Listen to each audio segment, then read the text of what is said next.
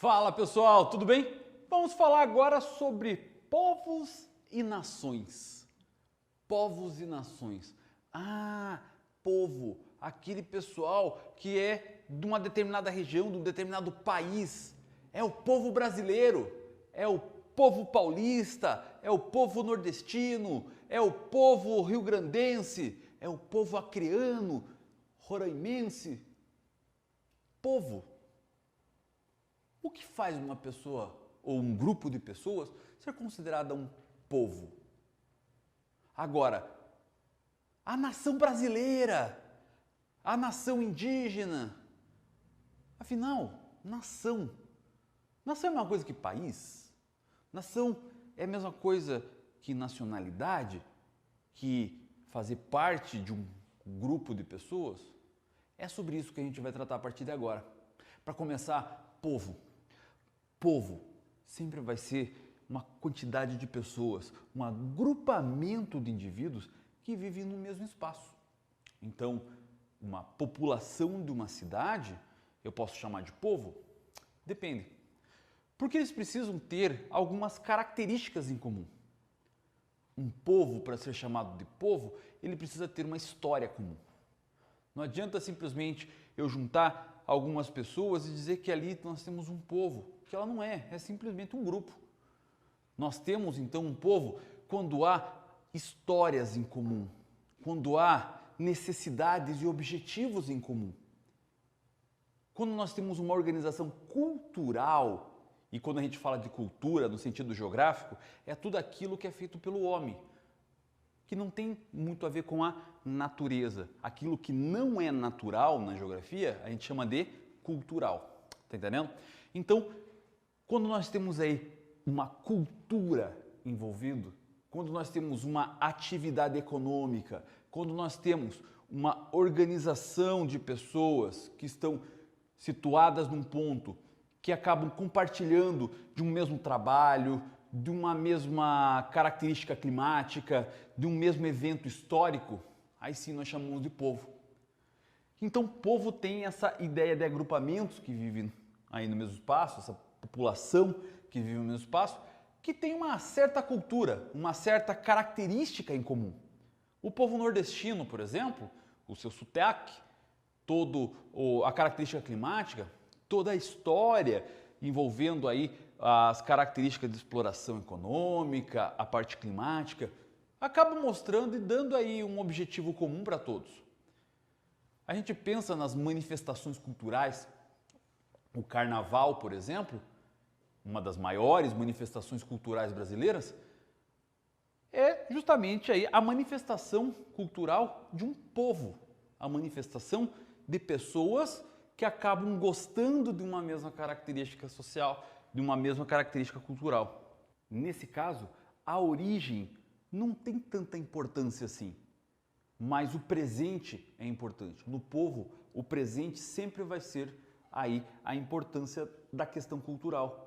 Então, se eu falo o português, eu gosto de carnaval, eu faço parte do povo brasileiro.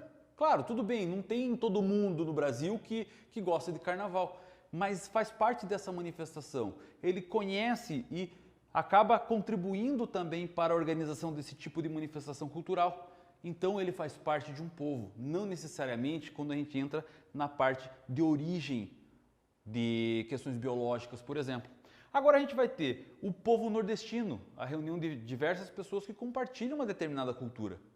Nós temos o povo australiano, que é formado por diversos grupos étnicos, desde europeus até aborígenes, até mesmo pessoas que viviam na região da Polinésia, formam ali o povo australiano.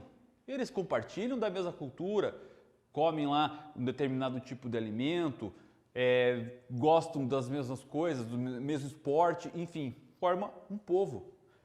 Agora, o povo italiano é formado por diversas regiões que têm identidades diferenciadas, mas eles têm uma cultura comum.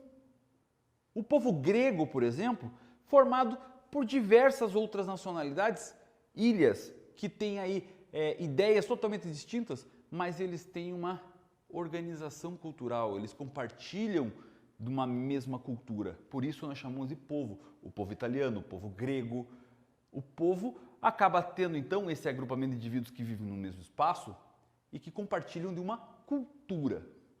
Agora, quando essa cultura ela não é simplesmente organizada no presente, mas ele tem um pertencimento ao espaço, tem um pertencimento a diversas características comportamentais, nós não dizemos que é simplesmente uma cultura, uma manifestação. Nós estamos chamando isso agora de identidade cultural. Quando nós temos, por exemplo, o conceito de nação. Nação, diferente de povo, é algo já mais profundo, é algo fincado no passado e da origem histórica de um determinado povo. Agora, nós vamos ter o lance da paixão, nós vamos ter o lance da pessoa estar pertencida a algum lugar. Vamos pensar assim, o povo árabe, ele seria um povo se fosse simplesmente um agrupamento de um monte de gente lá que comesse um determinado tipo de esfirra, um tempero que falasse o árabe e acabou. Seria o povo. Mas eu estou falando de uma nação. São diversos países diferentes aqui. Mas eles compartilham de uma mesma raiz religiosa. Eles compartilham de uma mesma linguagem, de um mesmo passado, do mesmo biotipo.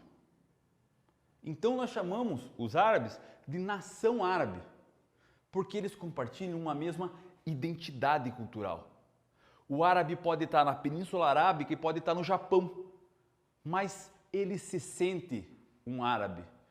Ele tem um sentimento árabe.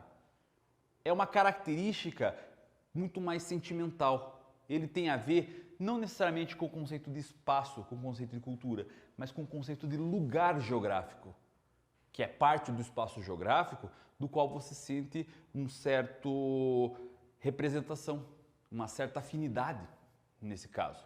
Então, nação tem muito disso.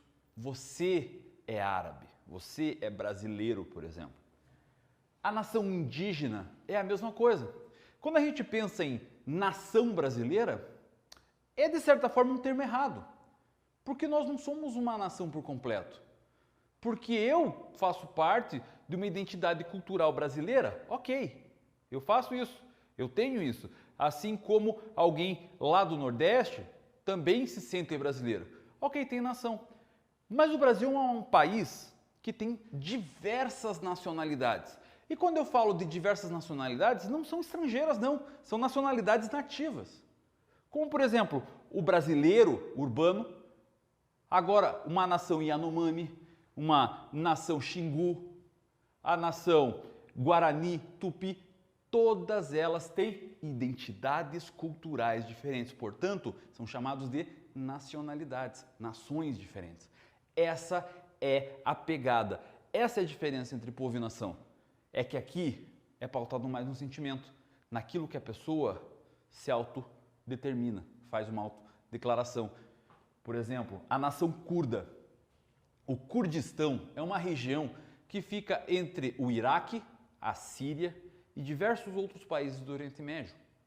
Naquele lugar ali existem povos diferentes. O povo iraquiano, o povo turco, o povo sírio, mas eles se sentem parte de uma única nação, a nação curda, porque eles têm traços da identidade cultural, raízes históricas, passaram pelas mesmas dificuldades, tiveram mesmo organização religiosa. Então, ele parte para o lado sentimental. Vocês entendem a diferença entre povo e nação? Essa é a grande pegada. Quando você se sente parte do espaço, você faz parte de uma nação. Eu vou terminando por aqui, desejando para você um ótimo momento de estudos. Muito obrigado por ter assistido essa aula até aqui. Tchau, tchau!